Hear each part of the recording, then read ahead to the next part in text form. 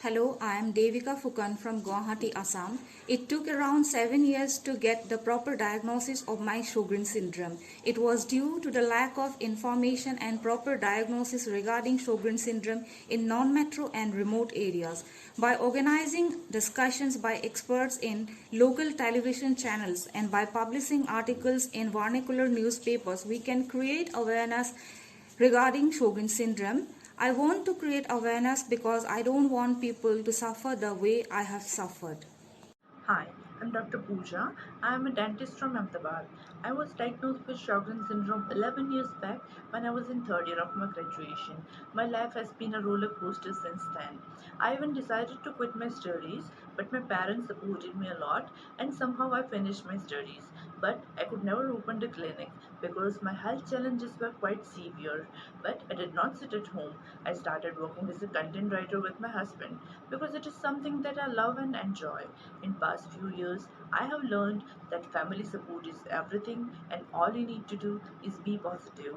Learn to say no wherever you don't feel comfortable, know your limitations, take care of yourself, keep smiling.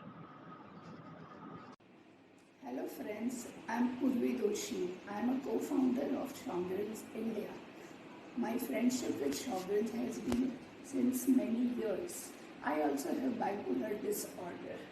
So I have phases where I have depressive phases and manic phases. But Sjogrens India has always insisted that we bring a family member along with us in all our meetings. Therefore, my family understands me and I have full family support. Mental health in Sjogren's patient is very important. If with better understanding of mental health will help us conquer Sjogren's disease. Thank you. Namaste. I'm Jaya from Chennai, now currently residing in Muscat. I have been diagnosed with Sjogren syndrome for the past 17 years, so I started yoga to alleviate all my pains. It has given me a pleasure and increased my level of confidence. On the advice of my yoga teacher, I started to teach yoga. It helped me to meet people, those who are very weak, both physically as well as mentally, and gave me an opportunity to help them. In all my years of experience, I learned to take my disease as it is and live happily despite all my challenges.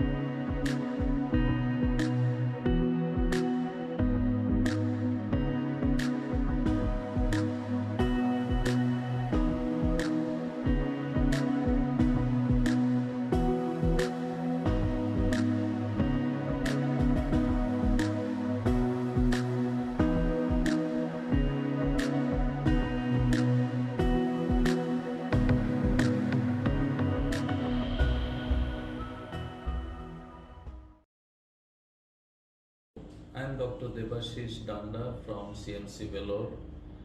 First of all, I congratulate Mrs. Kirtida Oja for taking Sjogren's Patients Initiative forward in India.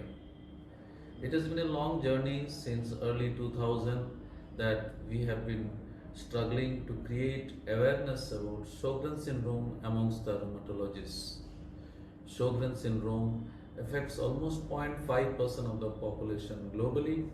It has protean manifestations and hardly ever patients come to doctors volunteering of their symptoms of dry mouth or dry eyes.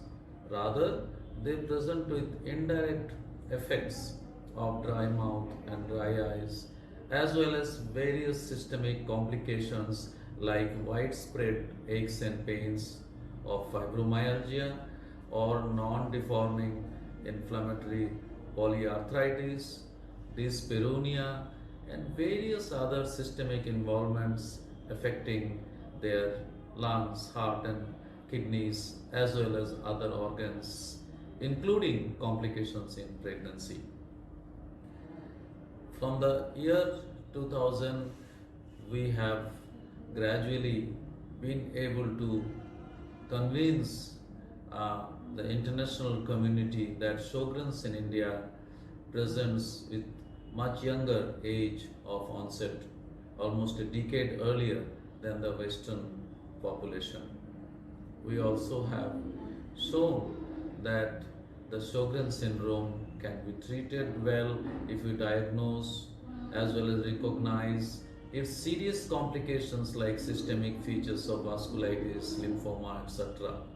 But majority of the patients do not have serious complications and they can be treated very well with medications. Therefore, it's time to take forward the research arm of Sjogren syndrome, and in this, the patient's help is grossly lacking in our country. The first initiative should be creating further awareness about diagnostic awareness about Sjogren syndrome, not only amongst rheumatologists but also amongst general practitioners and physicians, as well as various patient groups and patients in general, because Sjogrens do not present with one simple clinical manifestations. The second objective should be creating database of Sjogren syndrome. In India, for most diseases, we do not have a database, unfortunately. So Sjogren's patients groups can help rheumatologists to create a national database of Sjogren syndrome. The research arm should also include the epidemiological aspects of Sjogren syndrome, looking at how it presents across the nation in different population, and we should compile all the data and present to the world. We are now part of the Sjogren's big data group and we can contribute further by doing this kind of research.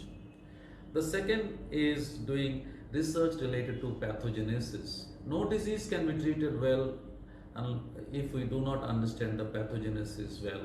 India has good infrastructure for molecular as well as other translational research, and we should be all involved in active research in Sjogren's related basic as well as translational research as well as clinical trials involving newer drugs, and therapeutics in Sjogren syndrome may have a bright future if we actively take part in clinical trials as well as various basic research. I wish all the success to this initiative, and I will be assuring all of you of my full cooperation and support. Thank you.